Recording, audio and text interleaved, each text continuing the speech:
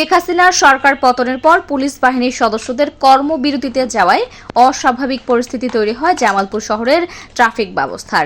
আর এই ব্যবস্থা স্বাভাবিক করতে জামালপুর শহরে ট্রাফিকের দায়িত্ব পালন করছেন বিভিন্ন শিক্ষা প্রতিষ্ঠানের ছাত্ররা এবং বিভিন্ন কলেজে বিএনসিসি ও স্কাউট গ্রুপ। শনিবার 10 আগস্ট সকাল থেকে জেলা শহরের গেট পার থেকে বকুলতলা পর্যন্ত ও শহরের 5 রাস্তা এলাকায় যানজট নিয়ন্ত্রণে আনসার সদস্যদের পাশাপাশি জামালপুর সরকারি আশেক মাহমুদ কলেজের বিএনসিসির সদস্য ও স্কাউট সদস্যদের কাজ করতে দেখা গেছে। এছাড়াও তাদের সাথে কাজ করছেন বিভিন্ন সরকারি ও বেসরকারি স্কুলের শিক্ষার্থীরা।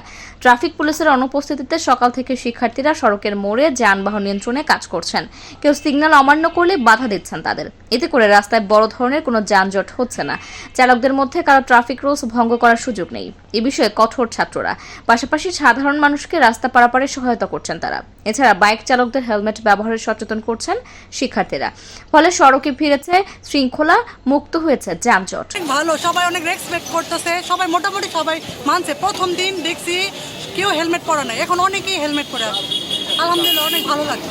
যতদিন পর্যন্ত না শিথিল হইতেছে সব কিছু, সব পুলিশ নামতেছে আমাদের নির্বাচন যতদিন পর্যন্ত না হচ্ছে ইনশাল্লাহ চালাবো। এখানে যতদিন পর্যন্ত পুলিশ বা অন্য কোনো না ঢুকছে, আমরা ট্রাফিকটাও নিজেরা মিলে করব এবং আমরা যা পরিষ্কার পরিচ্ছন্নতার যে আমরা নিছি সেটা আমরা চালিয়ে যাব। যতদিন পর্যন্ত আমাদের এই ক্লিন জামালপুরটা না হবে ততদিন পর্যন্ত আমরা এই কার্যক্রমটা আমরা চালিয়ে যাব।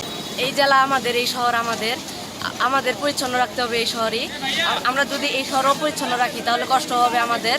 সুতরাং আমাদের যেহেতু এসব যাতে কষ্ট না হয়, আমরা এসব কষ্ট ছড়াতে আমরা চেষ্টা করব।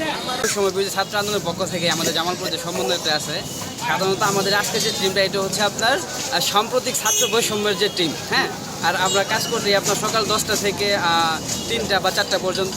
এটা মোটামুটি পরিস্থিতি স্বাভাবিক বা হচ্ছে জামালপুরটা যতদিন পর্যন্ত নিয়ন্ত্রণ না আসবে ততদিন পর্যন্ত কাজগুলো চলবে। তাদের কার্যক্রমকে সাধুবাদ জানাচ্ছেন রাস্তায় চলাচলকারী সাধারণ মানুষ। তারা বলছেন, ট্রাফিক পুলিশও যদি রুলস মানার ক্ষেত্রে কাউকে ছাড় না দেয়, সবাই আইন মানতে বাধ্য হবেন। তো 5 আগস্ট শেখ হাসিনার সরকারের পতনের পর জামালপুরে বিশৃঙ্খলা পরিস্থিতির সৃষ্টি হয়। পরে মঙ্গলবার সকাল থেকেই সার্বিক পরিস্থিতি স্বাভাবিক হতে খুলতে শুরু করে সব ধরনের দোকানপাট, অফিস, আদালত সহ ব্যাংক, বীমা প্রতিষ্ঠান। বুধবার সকাল থেকে পরিস্থিতি আরও স্বাভাবিক হলে ব্যস্ততম নগরীতে পরিণত হয় জামালপুর জেলা শহর সহ জেলার হাট বাজারগুলো। এদিকে বুধবার সকাল থেকে ছাত্র আন্দোলনে অংশ নেওয়া শিক্ষার্থীরা সরকারি আশেক মাহমুদ কলেজ সহ বিভিন্ন জায়গায় পরিচ্ছন্নতা অভিযান শুরু করেন। এ সময় বিভিন্ন শিক্ষা প্রতিষ্ঠানের 3 শতাধিক শিক্ষার্থী অংশ নেন।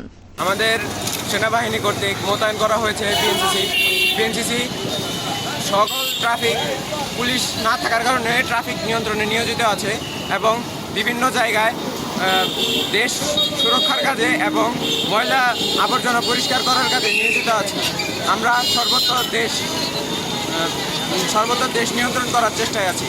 আসলে আমাদের এই কাজটা করে ভালো লাগতেছে। আমাদের পুলিশ না থাকার কারণে আমরা ছাত্ররা ট্রাফিকের কাজ করতেছি, আমার অনেক ভালো লাগতেছে।